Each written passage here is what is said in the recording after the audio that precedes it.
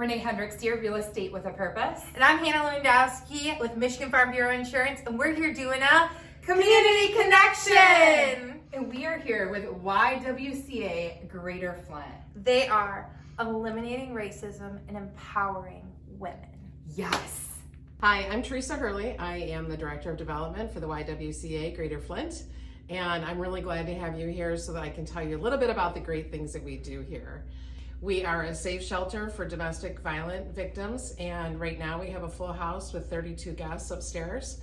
And we also help sexual assault victims on a daily basis. We actually do sexual assault forensic examination kits, which is basically a rape kit.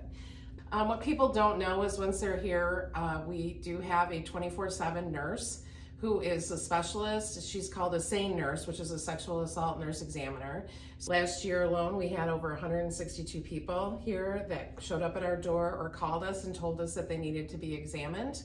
And of the 162 people, I would say I've heard the numbers around 25% of them are children.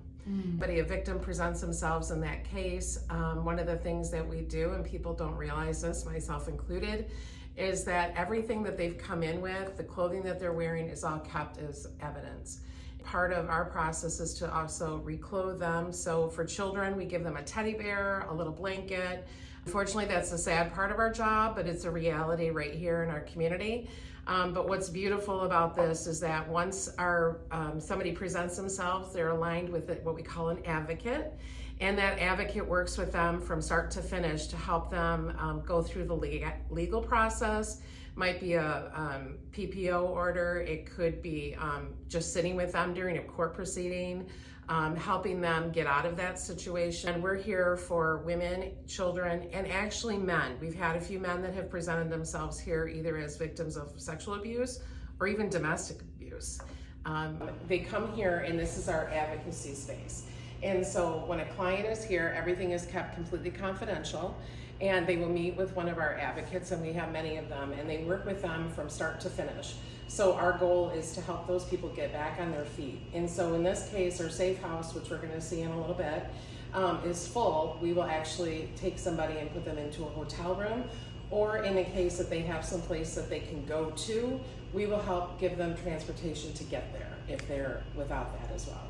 So Kanisha, right? Yes. Kanisha, could you tell us what you do here? So I am the program coordinator for our Women's Empowerment Center. Right now, I'm currently working on our Girls Aspire Leadership Program that's happening in July. It's a cohort program, so I keep the girls for 3 years. I start them off in 6th grade, and they go all the way through 8th grade. We keep the girls for a full week. We talk about all sorts of things, what it's like to be a girl, friendship, empowerment, family. How do you get connected with these girls? So I go out to the community I try to visit all of the schools that will allow me in. This past school year, I went to New Standard and I started our pilot program, our Girls Aspire Leadership curriculum. Because my very first day with these young ladies, I realized that they really didn't know what it meant, what friendship meant. And I felt that that was the perfect way to start with the young girls. I figured if I could help them figure out how to be one's friend first, then that could help them throughout their school year. So I also did a yoga day with the entire gym class.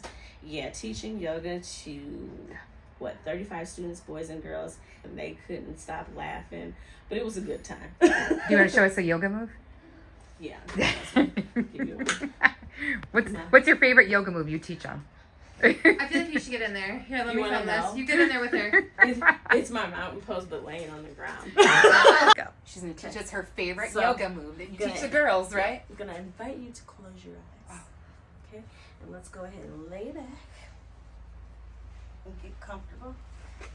Put your palms at the side of your body here and let them touch the floor of the ground. And then take a deep breath. Release and just let your body sink. Yes, this is my favorite move. Why? Because normally this is how we get ready to start our yoga, and I'm still sleepy half of the time. So yeah, so sometimes I fall back asleep, so don't judge me.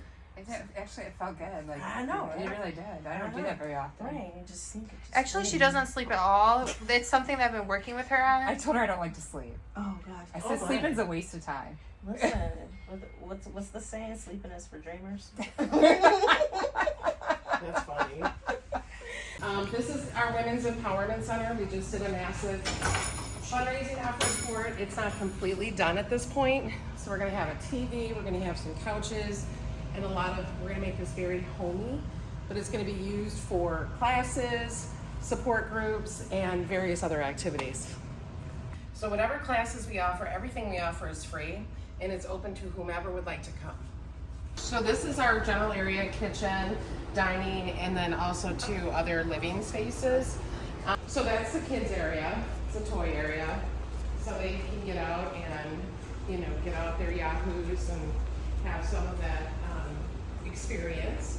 Obviously, we can't do that outside Oh yeah. because we try to keep them safe, and if they're outside, it's really hard to do that. We have this space over here. We have a few single ladies, and sometimes they just like their own area. So they can come back here. It's also a workstation for them.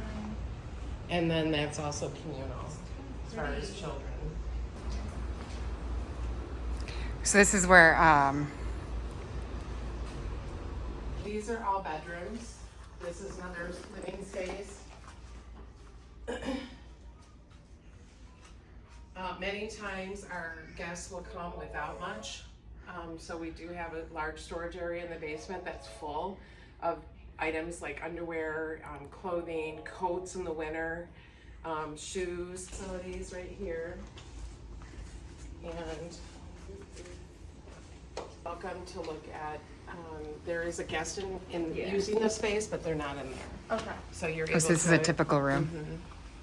It's one of them. It's one of the smaller ones. There's the one with Aw. 7-person. Okay. How are you different than YMCA? We are more focused on the rescue.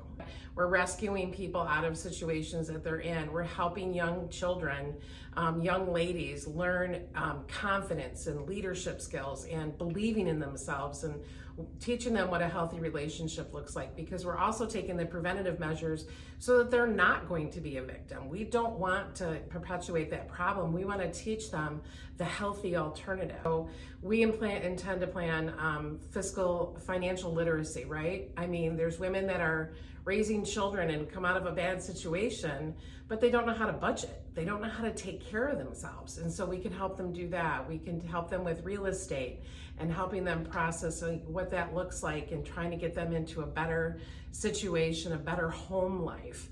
And then also just the regular support groups. So we do mother and daughter programs, I Love You programs. We have the Girls Aspire programs, and we're also for racial justice. If you would like more information about this awesome local charity, go to ywcaflint.org.